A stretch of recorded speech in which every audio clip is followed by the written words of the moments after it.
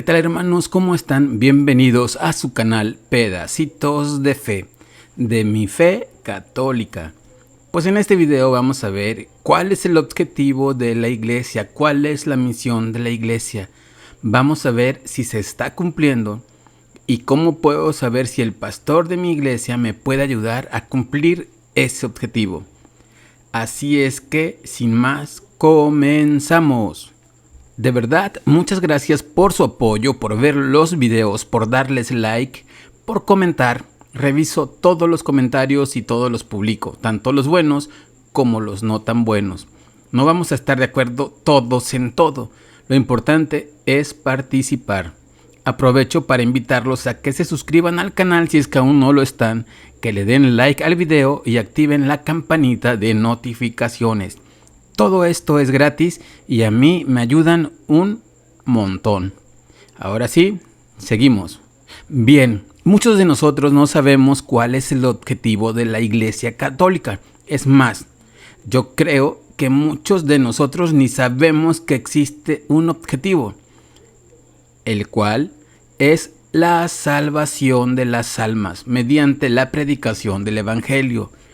Tenemos además los 10 mandamientos, los cuales nos ayudan para saber si lo que hacemos en nuestra vida diaria está bien o está mal. Si hacemos algo contrario a lo que dice cualquiera de los mandamientos, por ende, estamos pecando. Y si pecamos, entonces perdemos la gracia de Dios. Y si perdemos la gracia de Dios, entonces nos condenamos. Todos nacemos con el pecado, herencia de nuestros primeros padres, Adán y Eva. Pero también a lo largo de nuestra vida vamos cometiendo otros pecados más, unos graves, otros no tan graves y así. El pecado con el que nacemos, que es herencia de nuestros primeros padres, cuando recibimos el bautismo quedamos libres de ese pecado. En ese momento, al recibir el bautismo, pasamos de ser criaturas de Dios a ser hijos de Dios. Una dignidad que solo las personas bautizadas podemos tener. Ni siquiera los ángeles que están cerca de Dios y que incluso pueden verlo, tienen esa dignidad de ser hijos de Dios. No porque yo sea católico, pero fuera de la iglesia católica no hay salvación para nuestras almas. Esto no quiere decir que ya por ser católico ya la hice, ya la libré y ya me puedo morir tranquilo porque sé que me voy a ir derechito al cielo. No, no es así. Basta recordar que el mismo Jesús dijo: no todo el que me dice Señor, Señor entrará en el reino de los cielos, sino el que hace la voluntad de mi Padre. Aquí está la clave, el que hace la voluntad de mi Padre. ¿Y cómo voy a saber cuál es la voluntad de nuestro Padre? Pues leyendo las Escrituras, yendo a la iglesia a oír la misa, porque ahí, además de leer las Escrituras, también las explican, etc. Además del bautismo, contamos también con el sacramento de la reconciliación, o también conocido como confesión. Cuando leemos la Biblia o cuando vamos a la misa, adquirimos el conocimiento de qué es lo que le agrada a Dios y qué es lo que no. Cuando hacemos algo que no le agrada, sabemos que estamos pecando.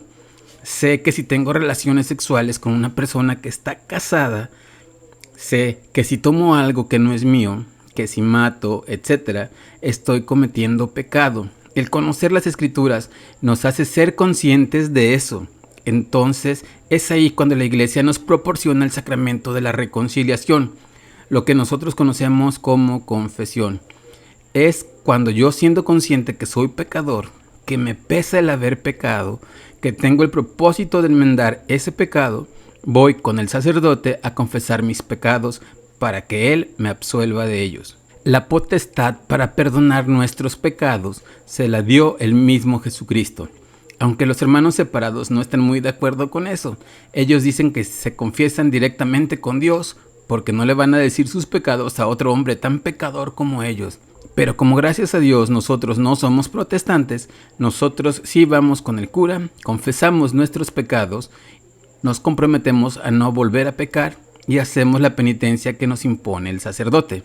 Es importante dejar claro algo. El hecho de que el sacerdote pueda absolvernos nuestros pecados no quiere decir que hoy me confieso para que me perdone mi pecado de fornicación, por ejemplo, y saliendo de ahí vuelvo a lo mismo, al fin que el otro fin de semana me vuelvo a confesar y me vuelven a perdonar, me vuelvo a confesar y me vuelven a perdonar. No, no funciona así. Una vez que me confieso y que el sacerdote me absuelve de mis pecados, debo hacer el firme compromiso de no volver a cometer ese pecado. Ojo, no quiere decir que ya saliendo de confesarme ya no voy a pecar, pero debemos comprometernos con Dios a que esos pecados sean menos frecuentes, hasta que ya dejemos de cometerlos y además de menos frecuentes, que sean menos graves. Una vez que nos confesamos, podemos participar de la comunión, podemos comer el cuerpo de Cristo.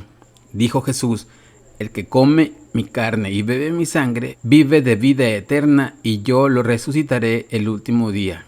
Mi carne es verdadera comida y mi sangre verdadera bebida.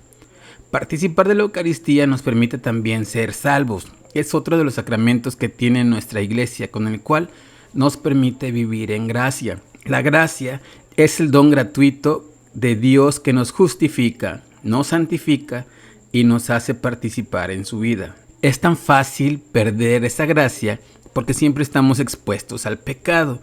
Es por eso que en cada uno de los videos digo que debemos orar todos los días. Eso fortalece nuestra fe, nuestro espíritu. El ayunar también nos ayuda a tener la templanza en el momento de la tentación. Ahora, ¿por qué decimos que fuera de la iglesia no hay salvación para el alma? Primero, porque nuestra amada iglesia es la única fundada por el mismo Jesucristo. Segundo, porque los pastores de nuestra amada iglesia tienen sucesión apostólica. Y tercero, y el más importante, porque en ninguna otra iglesia tiene la Santa Eucaristía. Solo en nuestra amada iglesia, y gracias precisamente a la sucesión apostólica, el sacerdote puede convertir el pan y el vino en el cuerpo y la sangre de nuestro Señor Jesucristo. Es lo que los católicos llamamos comulgar. Es participar de ese sacrificio en el cual Jesús entregó su vida para que nosotros tuviéramos vida eterna. Sacrificio que se repite en cada misa que se celebra. Es por eso y muy importante que cuando vamos a misa debemos guardar el respeto que se merece ese lugar, porque ese es un lugar santo. No debemos estar platicando. La iglesia no es un parque para andar saludando a todos ni chismeando. Debemos llegar temprano, orar en lo que empieza la misa para pedir por nuestras intenciones, no sin antes ir al sagrario a saludar a Jesús.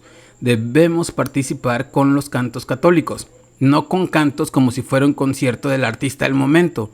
No bailar, no aplaudir a la señora o señor que cumplió años, aunque se los pida el sacerdote. Y sobre todo, arrodillarse en el momento de la consagración, que es el momento más hermoso, más sublime, más importante de la misa, porque Jesús se hace presente en cuerpo, alma y divinidad.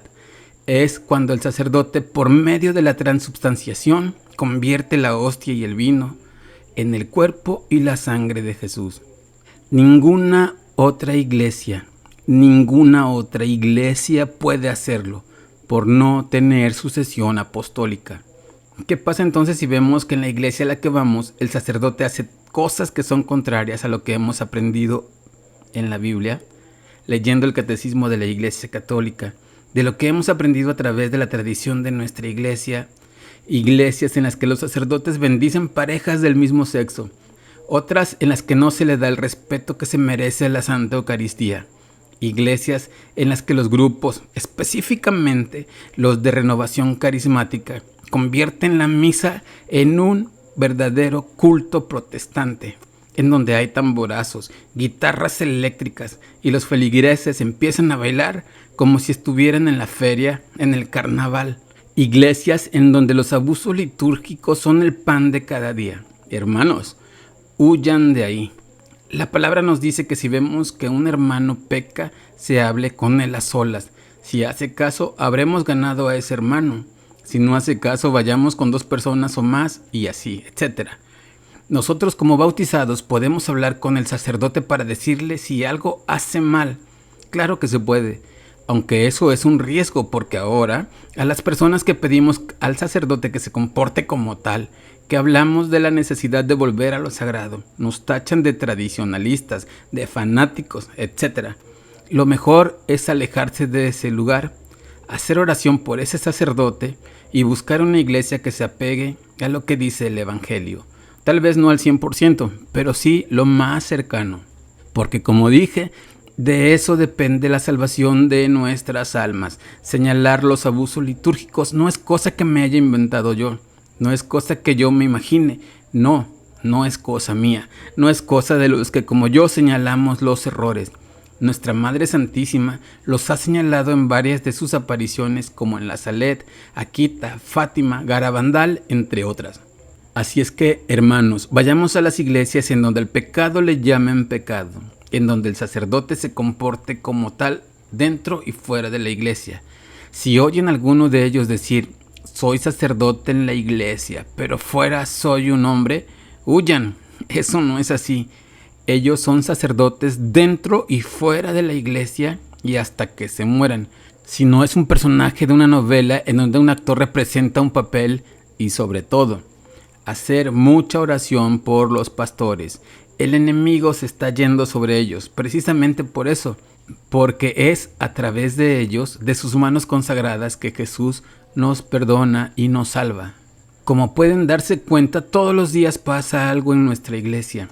Por ejemplo, en estos días pasados, todo el mundo habló del Fernando Casanova, que se fue de la iglesia católica, haciendo todo un show como si fuera alguien importante que decide irse. No es un obispo, no es un cardenal, no es tampoco que el Papa haya renunciado. No. Se fue un señor que era protestante que se convirtió a la fe católica. No sé si esa conversión haya sido real. Ya vimos que no. Este señor hace un video para dar las razones por las que se va y pide perdón a sus hermanos católicos romanos, así nos llama él. Pero en cada palabra ataca y ataca. Es decir, te pido perdón, pero tú eres un tal por cual, esto y lo otro. ¿En dónde radica el peligro ahí? En que muchas personas se convirtieron a la fe católica por este señor. Hay mucha gente que lo sigue y ahora que decidió irse, mucha de esa gente se va a ir con él. Y lo peor, que el tipo amenazó con que va a seguir predicando sus errores cada semana en su canal de YouTube. Ahí radica el peligro, que va a predicar errores y que va a confundir a muchos que no están bien instruidos en la fe. A muchos que siguieron al hombre y no a Cristo. Por muy bonito que predique el padre de mi parroquia, por mucho que guarde respeto a la Eucaristía, yo estoy en la iglesia por Cristo, no por el sacerdote, no por el Papa. Que hay que guardar obediencia, sí, pero hasta donde veamos que esta obediencia no ponga en peligro la salvación de nuestras almas.